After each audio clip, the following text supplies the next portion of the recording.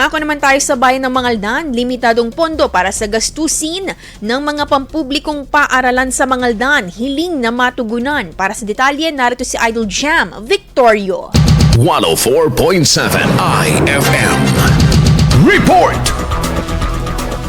Umapela ng tulong ang Public Schools District Supervisor ng Mangaldan sa lokal na pamahalaan ukol sa limitadong pondo ng mga pampublikong paaralan sa bayan upang matustusan ang buwanang gastusin sa tubig, kuryente at internet service. Sa isinagawang pagpupulong ng Local School Board ng bayan, ang pondo ay nakapaloob sa Maintenance and Other Operating Expenses o MOEE ng mga paaralan, ngunit nangangailangan ng karagdagan para sa mga posibleng kagamitan sa nalalapit na Brigada Eskwela. Tiniyak naman ng alkalde ang kaukulang tulong para sa sektor ng edukasyon sa kabila ng limitasyon sa pondo ng Local School Board dahil sa mga nakabimbing koleksyon mula sa local revenue ng bayan. Samantala, iminungkahi naman ng alkalde ang ibang pagpipintura at paglilinis sa loob at labas ng mga silid-aralan. Hinikahit din ang tanggapan ang pagkikilahok sa isinagawang bloodletting activity sa Malabago Elementary School kasabay ng simula ng Brigada Eskwela ngayong taon. Kasama mo mula dito sa IFM Degupan. Ito si Idol Jam Victorio. Tatak IFM.